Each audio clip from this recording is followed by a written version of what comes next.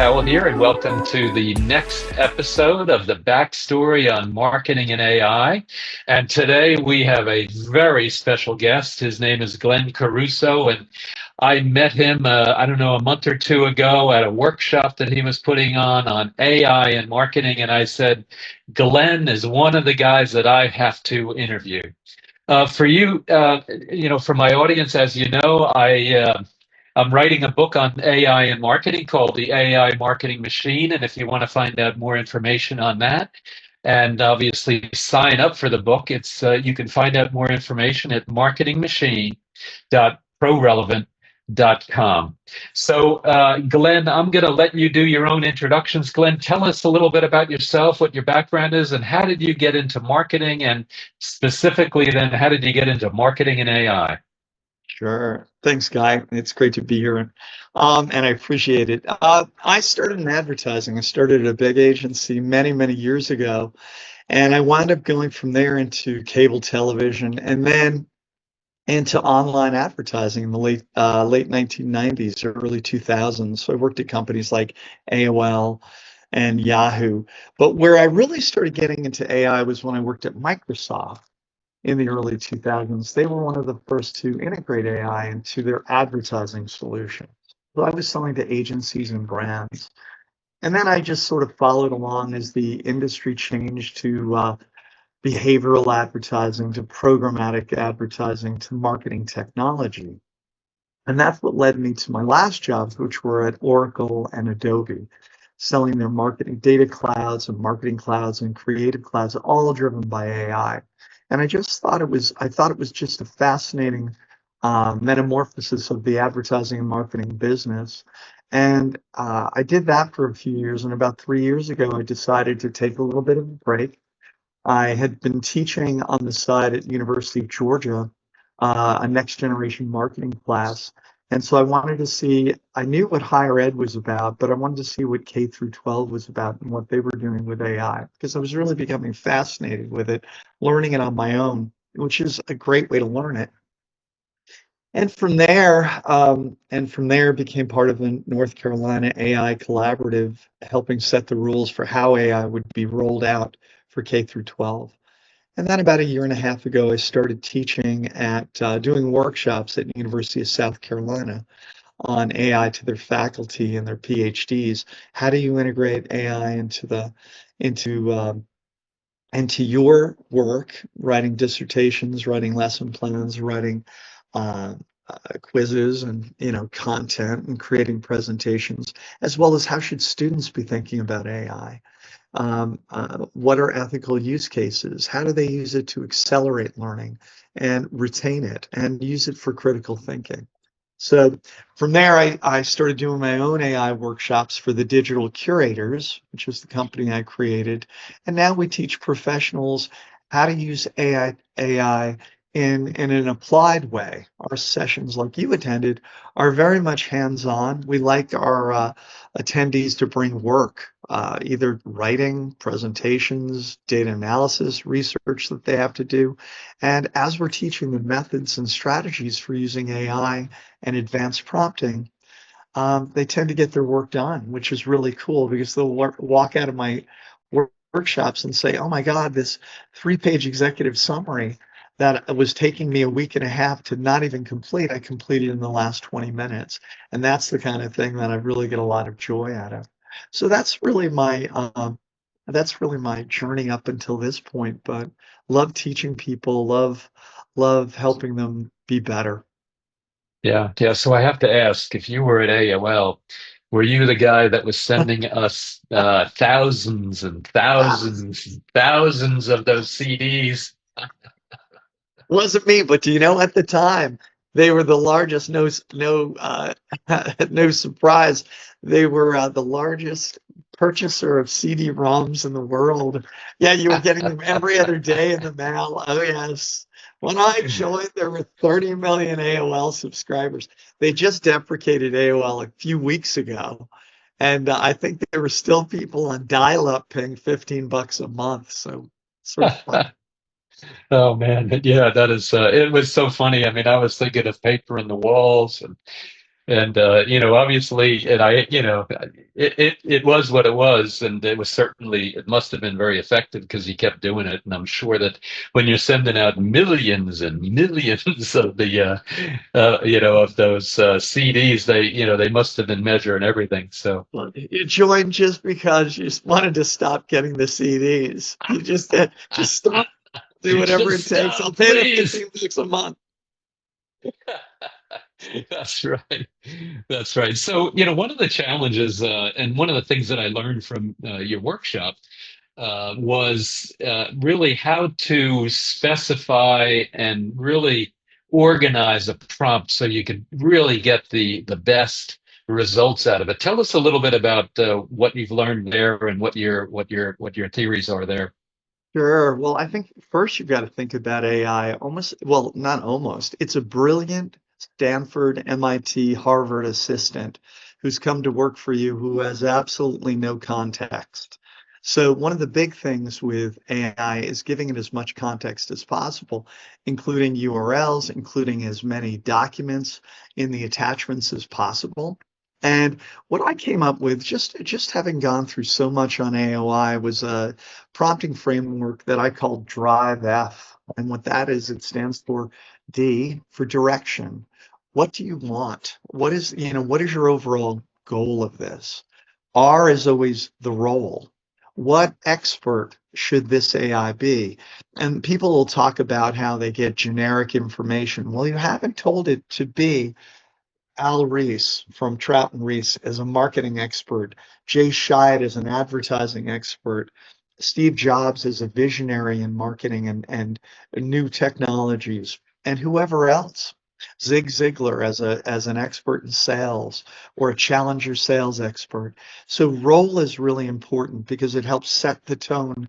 Because what the AI is doing is actually going out into the web and getting the best theory and best practices from those experts. Sort of you're conjuring up your own team of experts to work on this problem. And then I is information and context. Again, adding as much as you know. If and as much as you know about what you're trying to do. So if I'm writing to, for example, for information and context, if I'm writing to you and I am writing an email to sell you on something, might be my services, I would upload your LinkedIn profile, copies of your interviews that you've had, web pages. I would be doing PDFs of your web pages, anything about your company, about you, because what that does is all that context gives the AI a feeling of, oh, this is Guy Powell. This is how he expresses himself. This is what he's about. That'll now go through churning with those experts, starting to direct how this should look. V is for vision. And what's the final output? Is it an email, an Excel spreadsheet, a presentation, an executive summary? What is that vision for what you want it to be?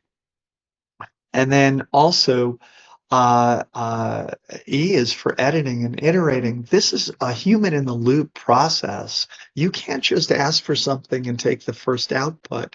And this is what people say is, it gave me output and it was nothing better than I could do. That was because you didn't put in context and you didn't iterate.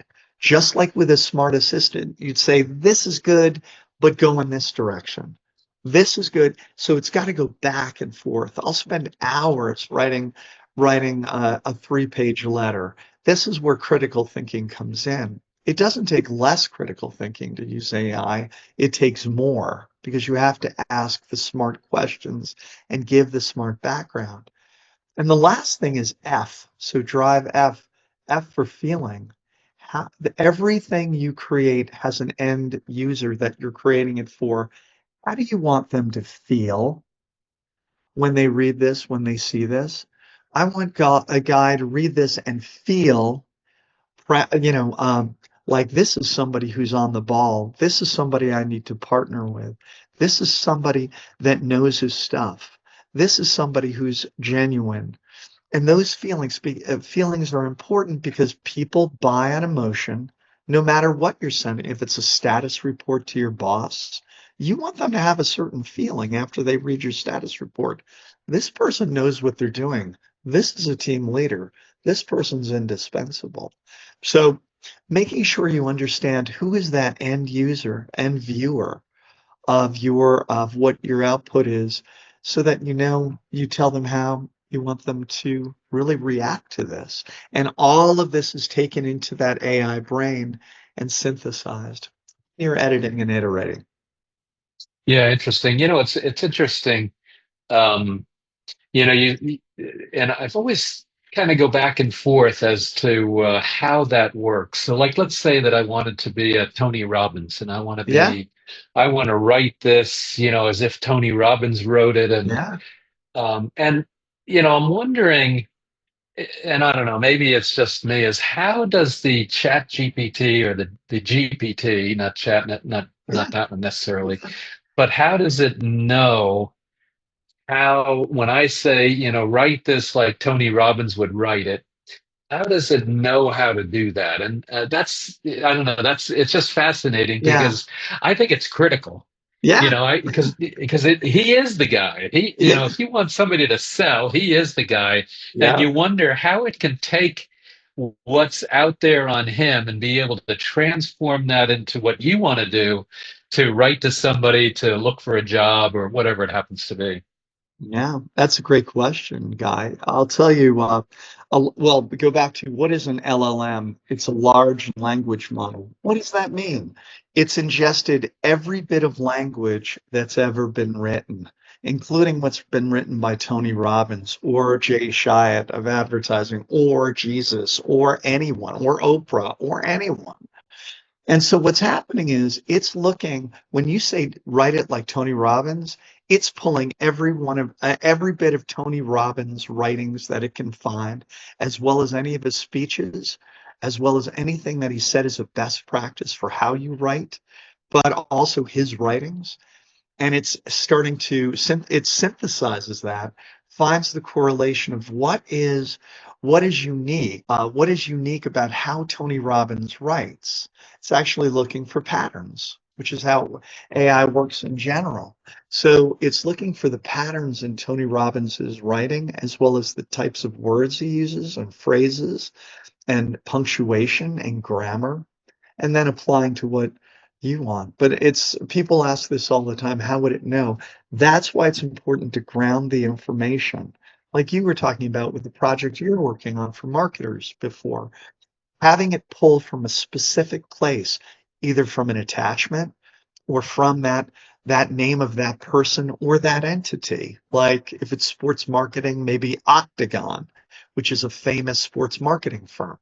It's then pulling out best practices that they've written about and case studies that they've done. So yeah, that's how it works. Yeah. Well, and that's where, to your point about having the content that you want to specifically reference. So in this case, anything that Tony Robbins would have otherwise, written about, and wherever it can be found on the internet, or to what we were talking about, which is a product that we're about to come out with. It's where we're taking the very specific data about your company and saying, listen, this is what I want you to write about when we're talking to my customers. I want you to make sure that we understand exactly how we want to write to them and how they want to be spoken to, and to your point, which I really like, and which I now have to add, which is the feeling piece, which Yeah, is how do I want to make them feel after they've read this. And I think yeah. that that emotional piece is a big part of the of getting any content put together in a stellar way. Well, they say people don't remember what you say. I think it was Simon Sinek. They don't remember what you say. They remember how you made them feel, which is Yeah. interesting. People buy an emotion and rationalize it with logic. So, yeah, I think the deeper the closer the lens. Right now, you say, polish this email, make it better. Well, that's fraud. Now you say, Yeah, yeah, yeah, yeah. No, I know, and it's funny, the that how you make them feel is so.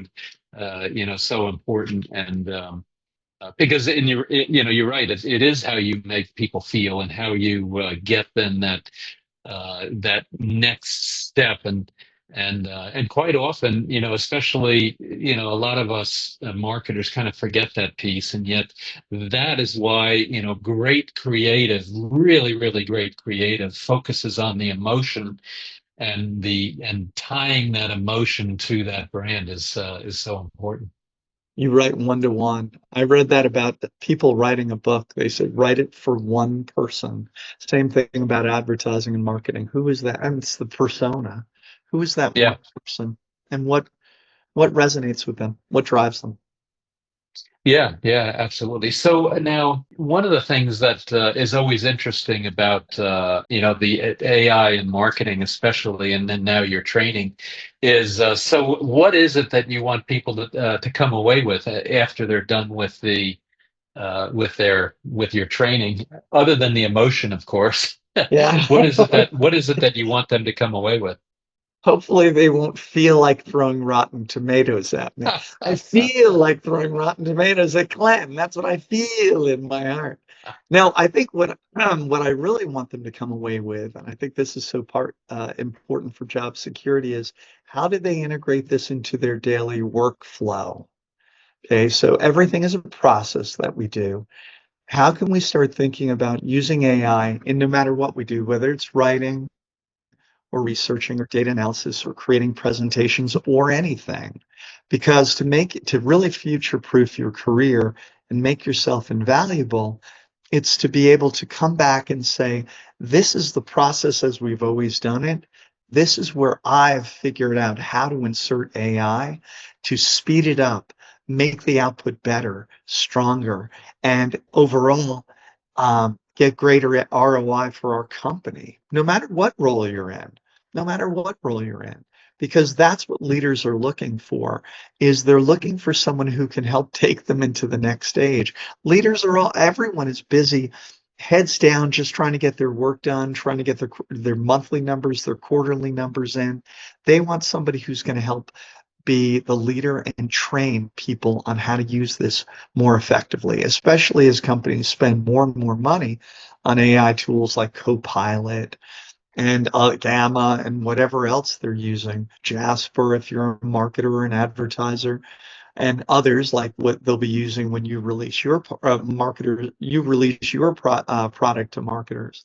So I think that's the biggest thing, is think about the workflow. And this is also one of the reasons I created another workshop called Careers in Transition, using AI to map your second act.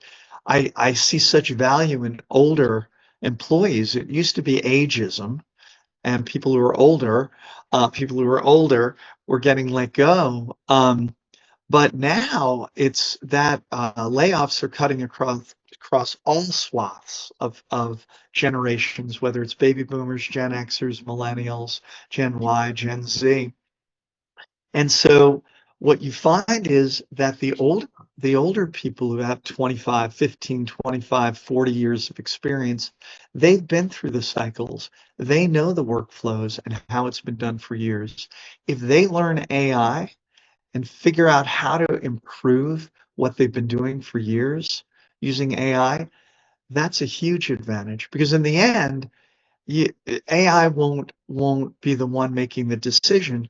It'll be somebody working with AI, and at the end, they're going to say, "Okay, fix it, edit it, edit. Okay, almost perfect, perfect, perfect. Go."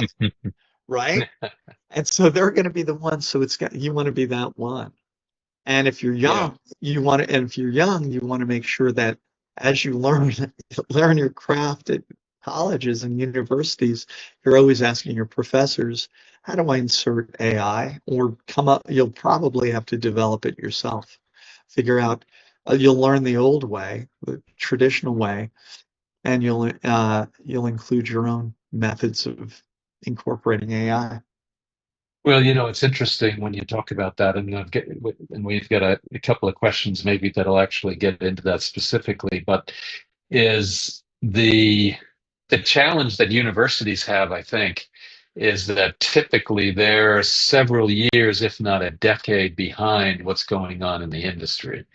The professors haven't worked in the industry. They certainly, some of them may be doing consulting or whatever, Yeah. but they're not directly in the industry to really directly understand what's going on.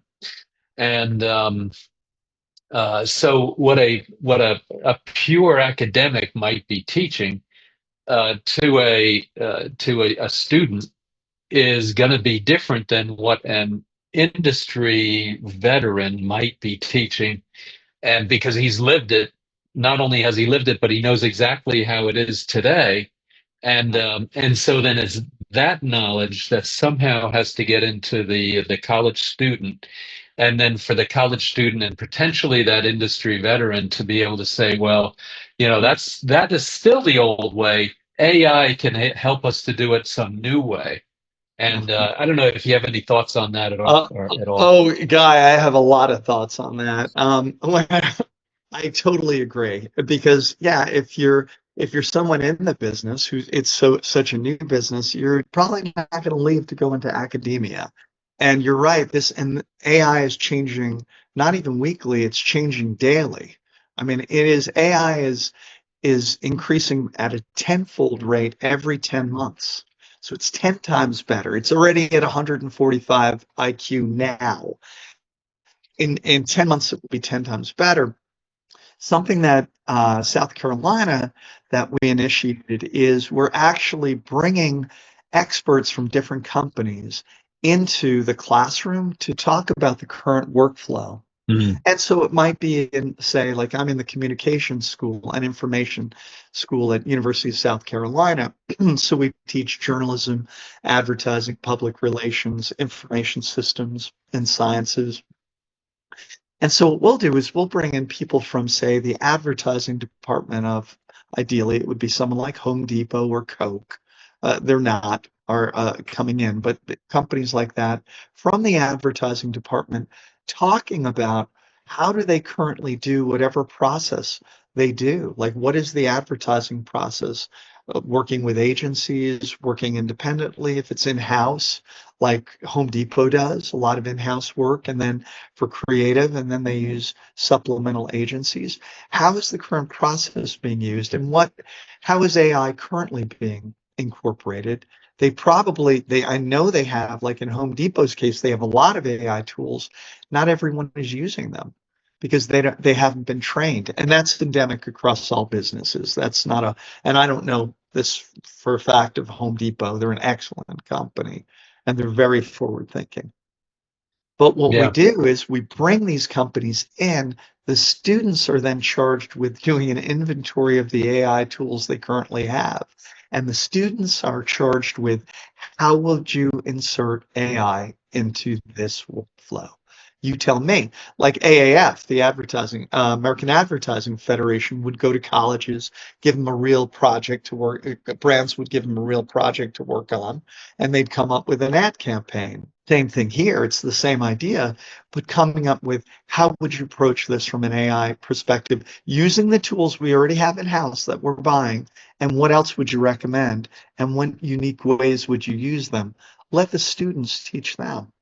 And I told a student the other day who was in a sophomore, I said, what you should be doing is recording all of your professors' seminars. You should be recording it, uploading it, all of their decks, all of their study notes, and asking AI to help you understand it, to Socratically question you on it, and see if you really understand the content. And then also ask AI, how would you insert AI into everything the professor's doing when we're talking about applying this that he's taught me about how to write a press release, how to create a social media campaign or a social media calendar. How do you then incorporate AI into it? Because when that student gets out, they're going to have to be able to say, we learned about social media and how to actually create social media marketing campaigns, but this is how we also developed ways to ingrain AI into it. So I'm an AI driven junior social media person. I am an AI driven computer science major. Mhm. And I think that would be a big differentiator, and for any employee again. you need to know how to incorporate AI, and you're going to have to do it on your own because nobody's training, and that's endemic. And that was Yeah. endemic when I was selling marketing and technology for Oracle or Adobe. There's never enough money put towards training. Yeah.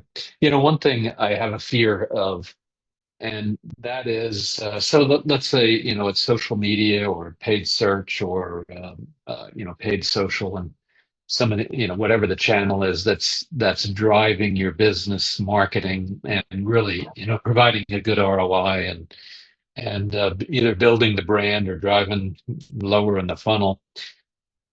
As AI kind of gets a hold of it and starts to improve it, certainly that's a good thing. But it's then you wonder though whether the AI, as it takes it over, then is and then one of the things too that happens is that it says, well, let's take it over and now let's put out 10 times as much content, and we'll Yeah, vary the content. We'll have it very persona specific, yeah, and it'll be, based on the psychographics, the yeah, demographics, the firmographics, the yeah, graphics. It'll yeah. be on all the graphics, Oh yeah, and and then all of a sudden that stuff doesn't work anymore because yeah, it's just so much. We as humans then, on the one hand, we're going to be overloaded. We're going to say, yeah. wow, that made me feel like I want to buy your product, right? But on the other hand, I just don't have time to read it and think about it. And Exactly. so, so there's this kind of there's this thing going on. It seems like that, the humans are being overloaded. Now maybe the humans will be overloaded, but then they'll say, well, I'm going to generate an AI bot that's going to go out and filter all that for me so I can get the Yeah. right thing. It is going to be fascinating to see how these unintended consequences unfold over the next couple of years. You bring up such a good point, Guy, and I'll tell you, it makes me think of it's sort of the same thing now. When advertising, which you're already seeing it with so many AI generated ads on Instagram and TikTok, you think of it like I downloaded the app for TikTok, and after about a day, I had to remove it from my phone. When I got on at 9 p.m. and realized it was 4 a.m. and I was still on TikTok. Oh Everything no. and everything he watched was fascinating, Guy. Every Doom single thing. scrolling. I know, and I'm going, and everybody feels this way. It is fascinating. What was it? I don't know, but I know I wouldn't have stayed on till 4 in the morning if I didn't find it super compelling.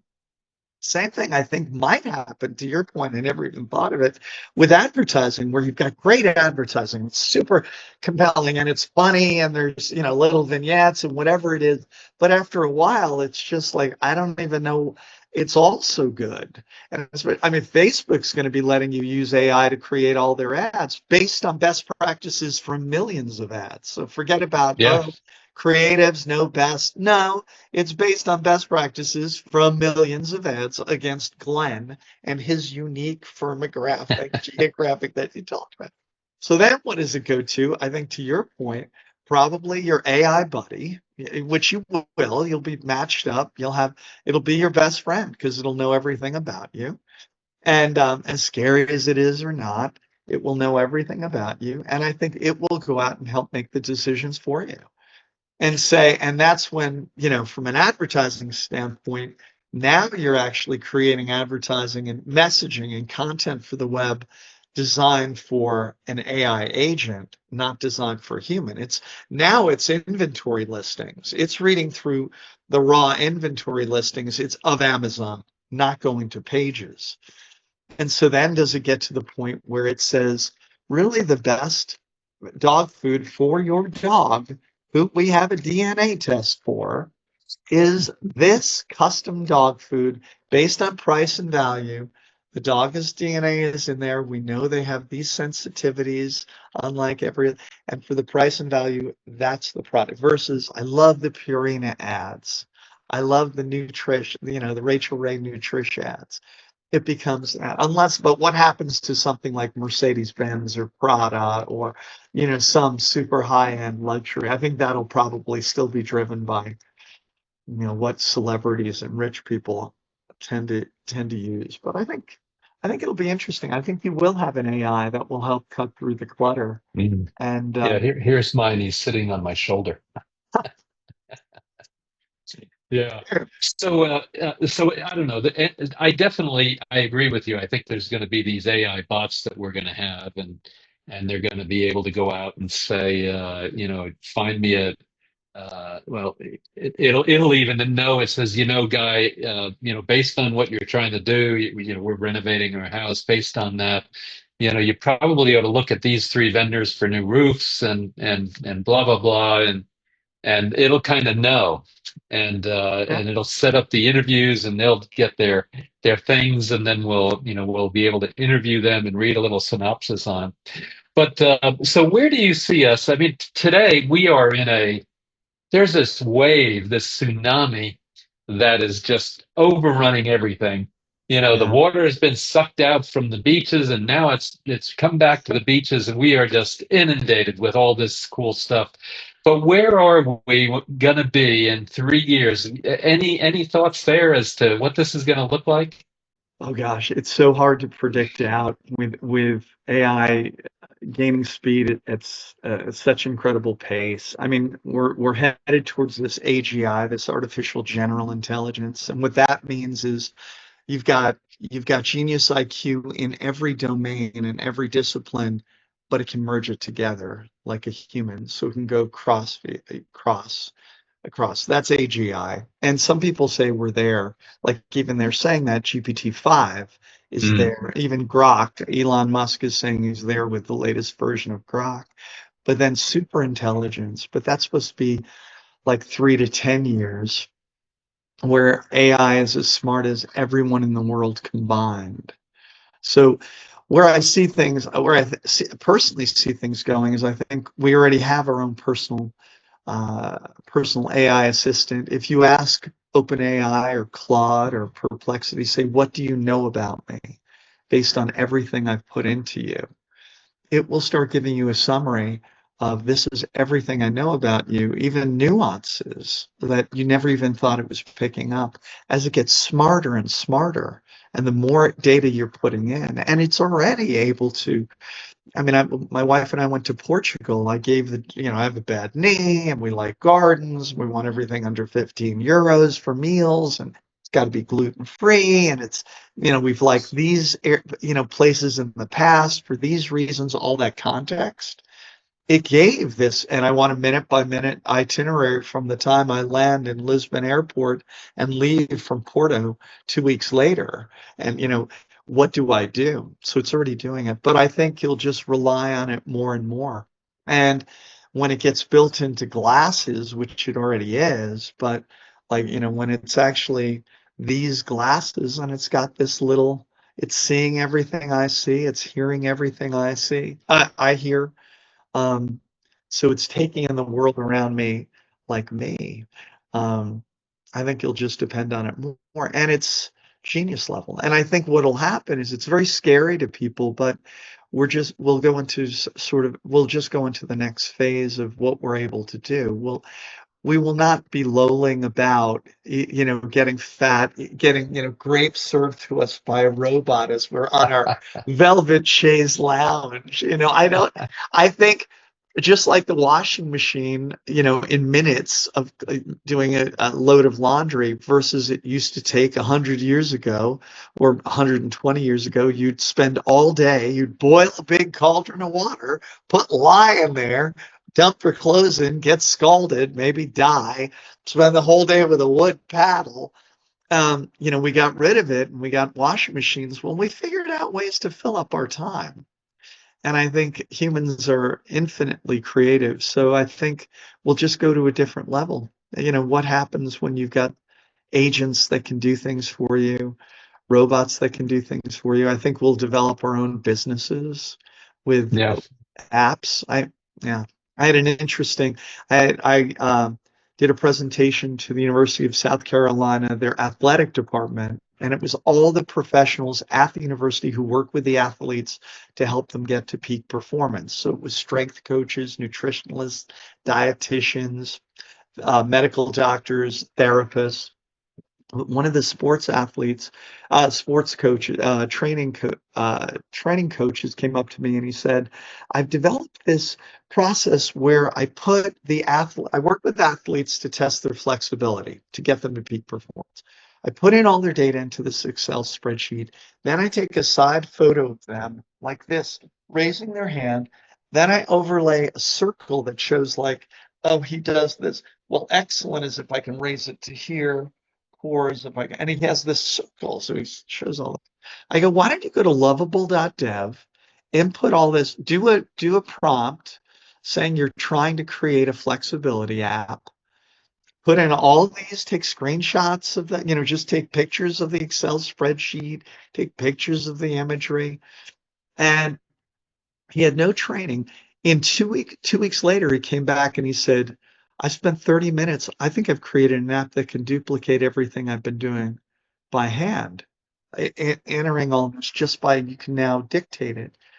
3 weeks after that guy, he calls me back and he goes, I've developed an app that can replace me.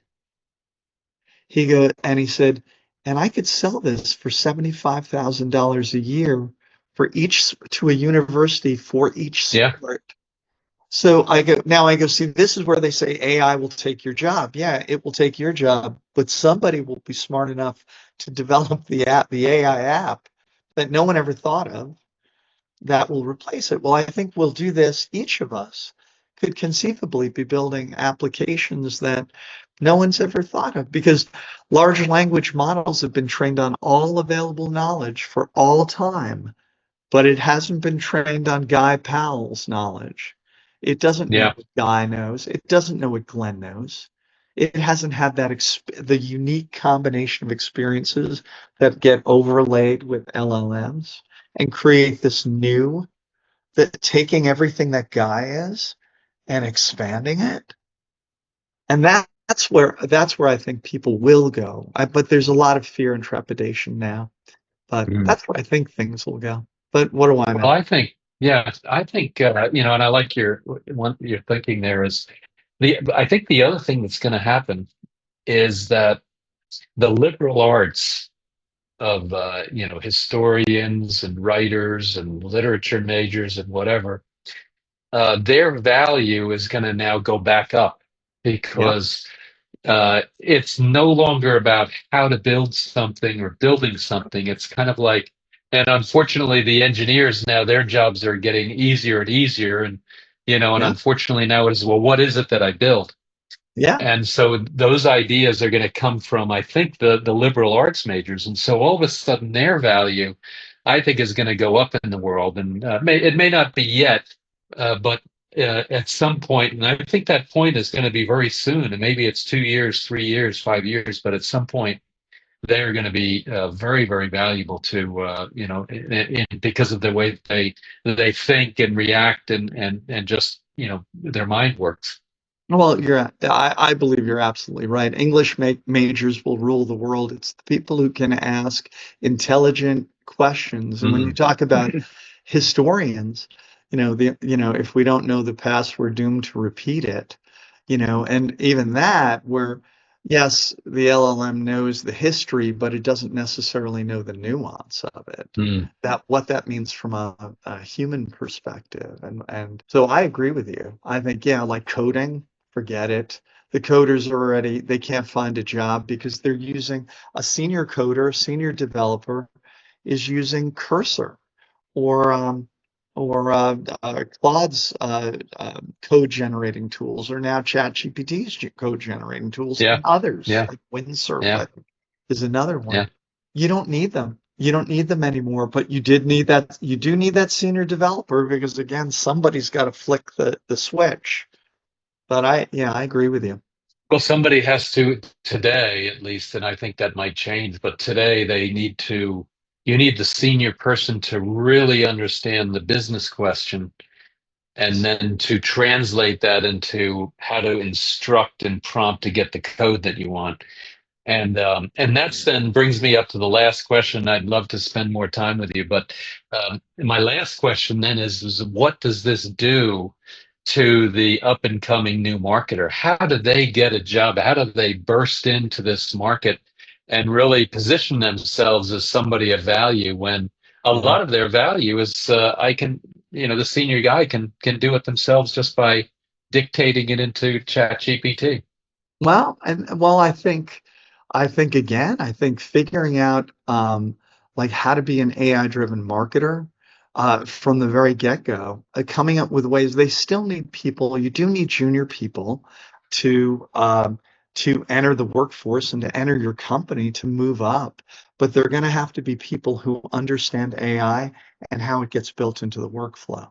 So they are first generation or second generation, probably, depending on how old they are, but they're early second generation uh, AI trained people. So knowing how to use AI and being an AI first, AI forward marketer coming out of school and knowing how to integrate it into workflows right now, they still need someone to replenish the worker supply because that older coder is going to retire. China saw it, right? With one child, they don't know, have enough people to replenish them. So they do need people, but they need smart people. And yeah, and I think that's where there's opportunity, making sure you know what's out there, how the work is done currently, and how you could accelerate it. Because even the older developer may not know that. They'll know their own discipline, but they won't know various areas of it. You know what I Yeah, mean? They'll know yeah, how to use yeah, it for their one thing. So I think you'll be a little bit of a generalist in AI to come in. yeah. So maybe the younger new entrant, and I think the pressure is now on the universities to make sure that they are developing those schools, those capabilities. But maybe because the senior person, we're stuck in our ways a little bit, or maybe a lot, just depends. Yeah, We certainly have the knowledge, but we don't really have the time to be able to have the knowledge and the work and the whatever that we have to deal with to be able to then be an expert at what all of these new tools are. So exactly. it's kind of like I remember when social media was pretty big. Maybe it was in the early 2000s when the CEO needed a college graduate mentor to teach him how to do social media. Well, maybe it's the same thing as they have to come out of college with the skills to be able to teach the old codgers how to That's a use AI and really apply it in the best way so that they can so that the two of them together is an enormous incremental value over and above just each one of them individually. Agreed. I think that's a really good point. Really good point. Yeah, thank you. Well, Glenn, I'd love to go on. It's really good. We'll have to get you on again at some point, but at some point, you gotta declare done. So When you don't feel like throwing tomatoes, you don't feel that way. no, I'm gonna wait till you're in person, Glenn, and then I will feel like throwing a tomato. Right now, I don't feel like destroying my computer screen, Glenn. Okay. well, the next time I get invited to one of your training courses, I am bringing a rotten tomato with me just in case I need it, and I have that feeling. Oh man, how funny. Well, thank you. So, how can folks reach out to you, learn more about you, learn more about your training offerings, and otherwise? Just go to LinkedIn and look up Glenn Caruso. It's Glenn with one N, Glencaruso, and that's where I am all the time. So best way to reach me, and love connecting with me and following me. I try to post a lot of interesting content, stuff that I find very interesting because so many fascinating things coming out every day. So yeah, that's probably the best way would be LinkedIn. Yeah, and don't do that doom scrolling anymore. That was No, no, I deleted it. I deleted the TikTok. I deleted Instagram. Sorry, Mark Zuckerberg. You got one less person in North Carolina. Um, but Yeah. yeah, no more doom Uh, scrolling. No more Yeah, doom scrolling. really. It is definitely addictive, that's for sure. So anyway, for the audience, please stay tuned for many other videos in this series of the backstory on AI and marketing. And definitely please visit marketingmachine.prorelevant.com and learn more about my upcoming book, The AI Marketing Machine. Glenn, thank you so much. Really appreciate it. And please stay tuned for, as I mentioned, many other videos. Thank you so much. Guy, thank you so much. It was a pleasure.